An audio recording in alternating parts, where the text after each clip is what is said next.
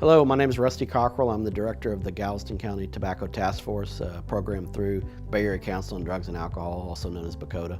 Well, our program in particular, like I said, we're specifically targeting tobacco prevention education. So we've got a program in the schools. We're doing prevention education. We have a curriculum called Tattoo, Teens Against Tobacco Youth. It's kind of a mentoring program where we educate, a specific group of students on a campus. So we're doing that. We do outreach as far as education, displays. We go to colleges.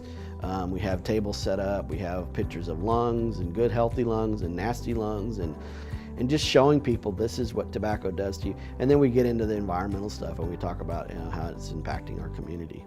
We are seeing a slight decrease in the number of smokers. It's gone down. It's actually gone down about 2%, which is a pretty sharp decline as far as the history of tobacco use.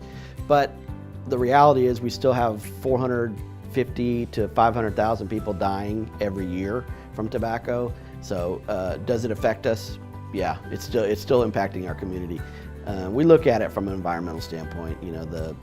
The tobacco butts are all over the community. We got to pick them up. They filter into the streams and the water, and it affects wildlife. It affects animals. It affects marine biology. It affects lots of things. For us, it's the secondhand. We talk about secondhand smoke and how secondhand smoke impacts you. So if you're out and about and you're with people and few people are smoking, everybody's breathing that stuff in. And for us, it's that environmental impact that it's having, not just on other people, particularly youth, children, pets. We talk about how it even impacts your pets. Texas is doing really well, according to national statistics. We're about 5th.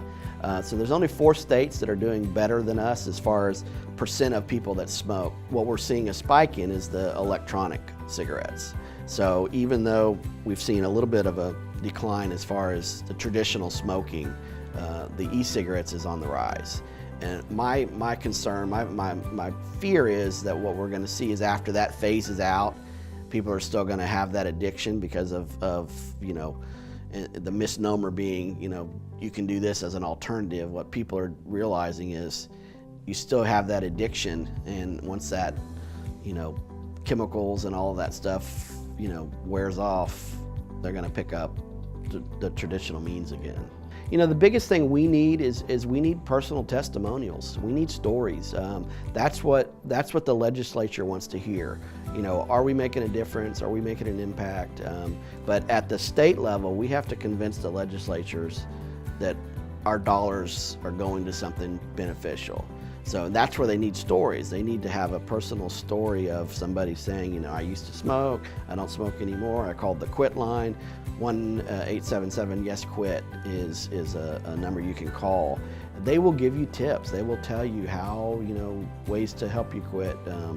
But if you're just out in the community and you want to help our cause, I would encourage you to call me, the director, at 800-510-3111. We want to hear people that have a passion for our mission, of preventing tobacco use.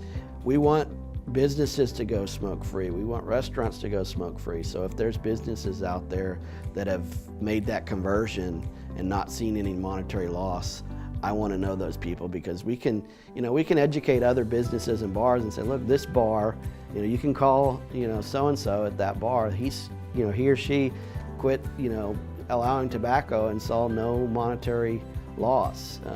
And I would be willing to bet you 100% of families want to take their kids to places that don't smoke. So, to me it's a no-brainer, but I realize that, we've got some people that we've got to educate to convince them of that.